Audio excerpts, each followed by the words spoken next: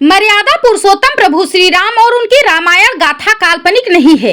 अब चीन ने भी प्रभु श्री राम के पद चिन्ह खोजने का दावा किया है। इससे पहले नासा समेत कई अन्य रिपोर्ट में श्री राम सेतु समेत अन्य प्रमाणों के जरिए प्रभु श्री राम के अस्तित्व को प्रमाणित किया जा चुका है। हिंदुओं में आराध्य देव श्री राम के वास्तविक अस्तित्व पर अब चीनी स्कॉलरों ने भी अपनी मुहर लगा दी है। इससे साफ हो गया है कि प्रभु श्री राम ने वास्तव में पृथ्वी पर त्रेता युग में अवतार लिया था और उनकी रामायण गाथा काल्पनिक नहीं थी। चीनी विद्वानों ने कहा कि चीन के पास सदियों से बौद्ध धर्म ग्रंथों में छिपी रामायण की कहानियों के पद चिन्ह हैं, जो शायद पहली बार देश के उतार चढ़ाव वाले इतिहास में हिंदू धर्म के प्रभाव को सामने ला रहे हैं। शनिवार को बीजिंग में भारतीय दूतावास द्वारा आयोजित रामायण एक कालातीत मार्गदर्शिका संगोष्ठी में धार्मिक प्रभावों पर लंबे समय से शोध से जुड़े कई चीनी विद्वानों ने उन ऐतिहासिक मार्गों का पता लगाते हुए स्पष्ट प्रस्तुतियां दी, जिनके माध्यम से रामायण चीन तक पहुंची और चीनी लोगों पर इसका प्रभाव पड़ा। चीनी स्कॉलरों ने अपने शोध के दौरान प्रभु श्री राम के पद चिन्हों की खोज करने का प्रमाणिक दावा किया है।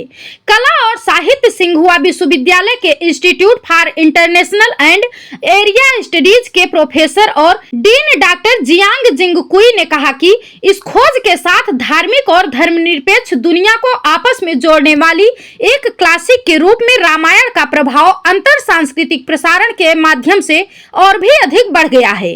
उन्होंने कहा कि चीन ने भी इस महाकाव्य के तत्वों को आत्मसात कर लिया है, जिसने न केवल चीनी यानी बहुसंख्यक हान संस्कृति में निशान छोड़े, बल्कि चीनी जिजांग यानी तिब्बती संस्कृति में भी इसकी पुनर्व्याख्या की और नए अर्थ दिए। आपको बता दें कि चीन आधिकारिक तौर पर तिब्बत को जिजांग कहता है। जियांग ने कहा कि ये सांस्कृतिक प्रवास और अनुकूलन एक क्लासिक और सांसारिक पाठ के रूप में रामायण के खुलेपन और लचीलेपन को प्रदर्शित करता है। चीन में रामायण से संबंधित सबसे प्रारंभिक सामग्री मुख्य रूप से बौद्ध धर्म ग्रंथों के माध्यम से हान सांस्कृतिक क्षेत्र में पेश की गई थी। हालांकि इसे हान सांस्कृतिक क्षेत्र में एक पूर्ण कार्य के रूप में शामिल नहीं किया गया था। उन्होंने बौद्ध लिपियों के चीनी अनुवाद का हवाला देते हुए कहा, रामायण महाकाव्य के कुछ हिस्सों को बौद्ध धर्म ग्रंथों में शामिल किया गया था, जिसमें दशरथ और हनुमान जैसे प्रमुख व्यक्तियों को बौद्ध पात्रों के रूप में जाना गया था।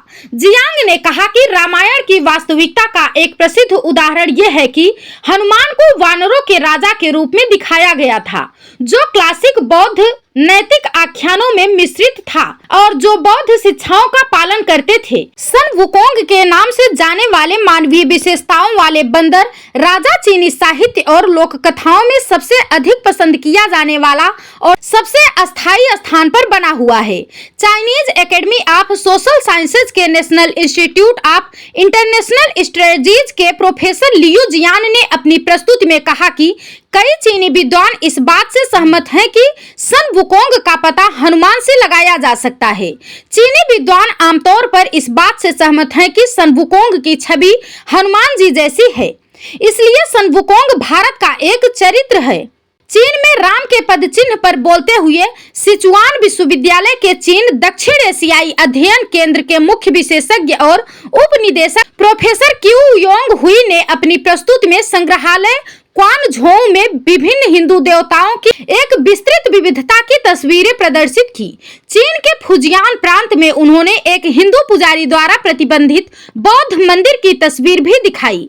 ये मुख्य रूप से बौद्ध धर्म के माध्यम से था कि भारतीय संस्कृति ने चीन में अपना गढ़ बनाया। यही कारण है कि भारत चीन सांस्कृतिक संबंधों के इतिहास में हिंदू धर्म का स्थान नगण्य है। उन्होंने कहा कि बहुआयामी भारतीय संस्कृति बौद्ध और गैर बौद्ध दोनों ने चीनी धरती पर अपनी छाप छोड़ी।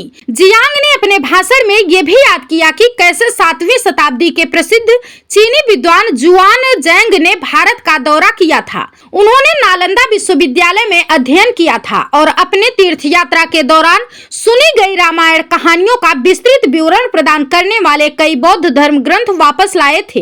हालांकि रामायण की हिंदू पृष्ठभूमि और चीन में बौद्ध धर्म की प्रबलता के कारण इसके पाठ का न तो पूरी तरह से अनुवाद किया गया और न ही हान संस्कृति के भीतर व्यापक रूप से प्रसारित किया गया। संस्कृत से रामायण का पहला चीनी अनुवाद 1980 में जी जियानलिन द्वारा किया गया था। जियांग ने कहा, यह अनुवाद चीनी शिक्षा जगत के लिए एक महत्वपूर्ण सफलता थी। भारतीय साहित्यिक क्लासिक तक पहुंच प्रदान की और चीन भारत सांस्कृतिक आदान प्रदान के लिए एक नया पुल स्थापित किया। उन्होंने कहा कि जी ने 24,000 छंदों के इस विशाल कार्य का अनुवाद करने के लिए लगभग एक दशक समर्पित किया और उनका संस्करण चीन में रामायण के अध्ययन के लिए आधारशिला बन गया है। जियांग ने कहा कि तिब्बत में रामायण के प्रभाव का अधिक व्यापक और दीर्घकालिक इतिहास है, जहां इसे पहली बार तुबो साम्राज्य की अवधि के दौरान पेश किया गया था। साहित्यिक कृतियों और नाट्य प्रदर्शनों के माध्यम से रामायण न केवल तिब्बती विद्वानों के बीच गहन अध्ययन का विषय बन गया है, बल्कि तिब्बत में आम लोगों के बीच भी व्यापक लोकप्रियता हासिल की है। जियांग ने कहा कि ये एक अंतर सांस्कृतिक क्लासिक के रूप में रामायण की शक्तिशाली जीवन शक्ति को प्रदर्शित करता है। रामायण न केवल एक महाकाव्य है, बल्कि आदर्श व्यक्तित्व और आदर्श समाज की गहन व्याख्या भी करता है। उन्होंने कहा कि श्री राम के कार्यों और शब्दों के साथ साथ राम राज्य की स्थापना के माध्यम से महाकाव्य भारतीय संस्कृति में आदर्श की अवधारणा के कई आयाम प्रस्तुत करता है। Bureau report, Prayagraj 24x7 news.